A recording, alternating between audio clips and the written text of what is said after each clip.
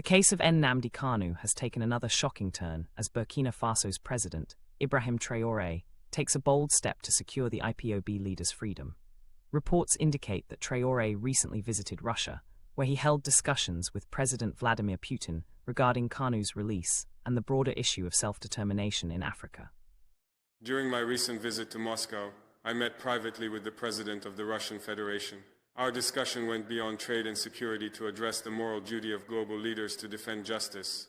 I raised the issue of Nnamdi Kanu, explaining that his case is bigger than one man. It reflects what Africa stands for in the eyes of the world, and whether we will continue to silence our own voices for justice or unite to uphold universal human rights.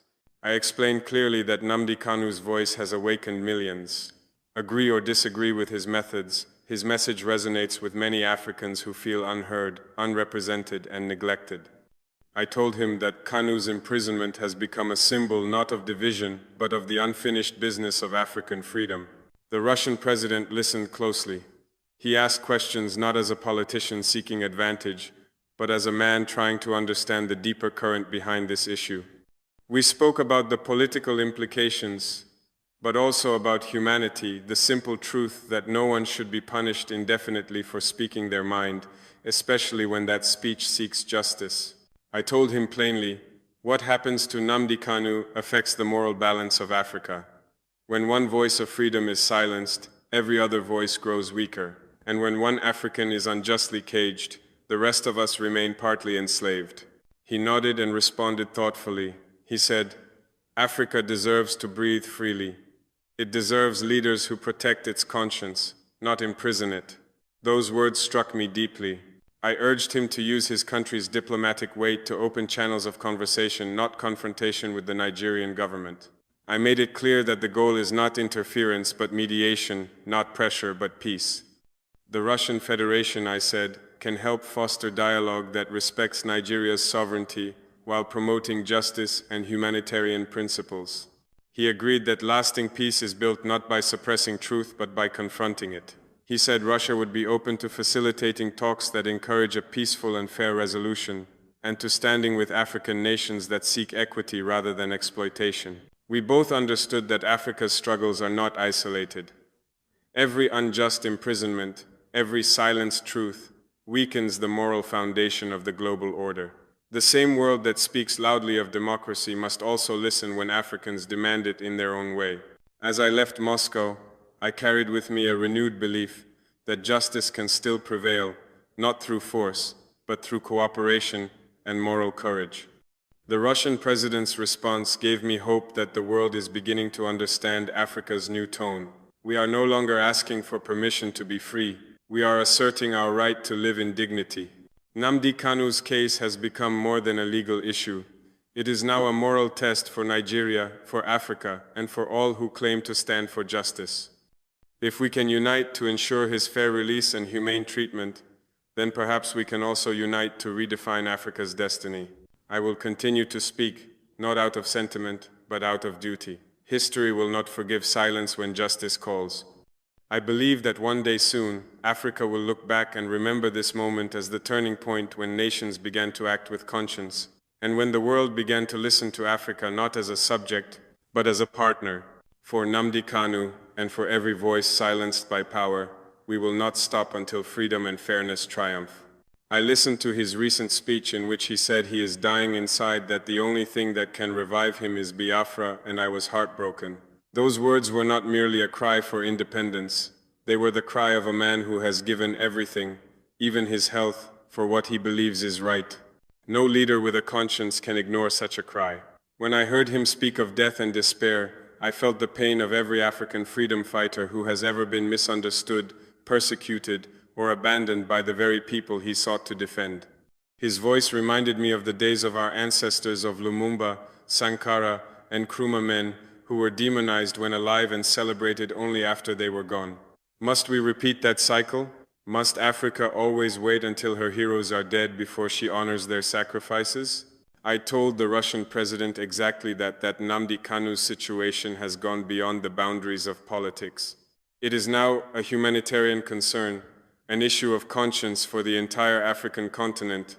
I said to him, If this man dies in silence, history will not only question Nigeria, it will question all of us who had the power to speak and chose to remain silent. The Russian president looked at me for a long moment and said, "President Traoré, your voice carries the anger of truth. No man who fights for his people should die in chains." Those words struck deep. They reminded me that justice is not a Western concept. It is a universal principle that must be defended everywhere, especially in Africa, where oppression still wears new faces and speaks new languages. I told him that Africa is not asking for pity, nor for external rescue.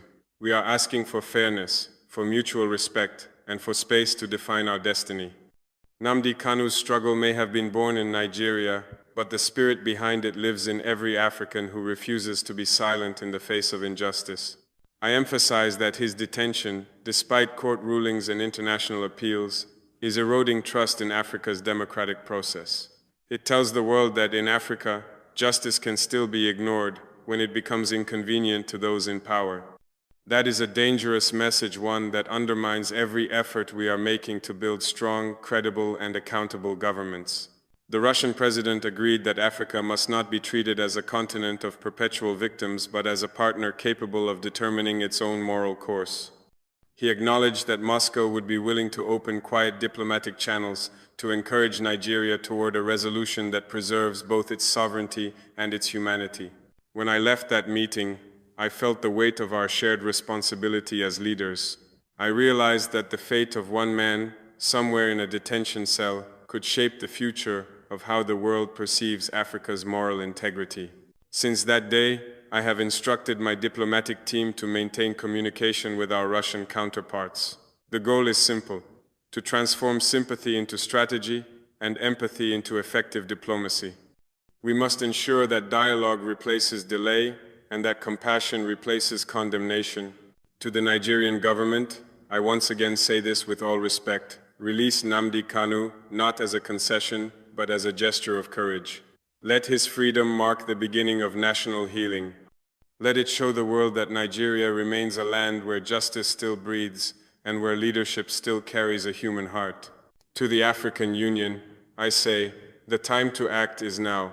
The silence of our continental institutions has become too heavy, too loud. We cannot continue to preach unity while ignoring the pain of those who cry for freedom within our own borders. To our youth, the ones watching, questioning, and sometimes losing faith, I say this: do not give up on Africa. Change comes slowly, but it comes surely. Men like Nnamdi Kanu have planted seeds that will one day bloom into nations of justice, dignity, and equality. And to Nnamdi Kanu himself, if my words ever reach you, hold on. You are not forgotten. Across this continent, millions are praying for you, millions are speaking your name, and millions are carrying forward the vision you represent. The struggle you began is no longer yours alone. It belongs to every African who refuses to kneel before injustice.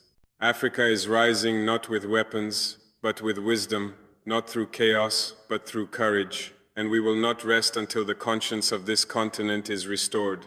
If I must travel again, if I must speak to more world leaders, I will do so without hesitation, because the life of one African who speaks truth to power is worth more than the silence of 1,000 who choose comfort over conviction. In every era, there comes a moment when history pauses and waits to see who will stand for what is right. This is that moment. For Nigeria, for Africa, for Nnamdi Kanu, justice delayed is not just justice denied, it is freedom betrayed. And Africa will not betray her own again.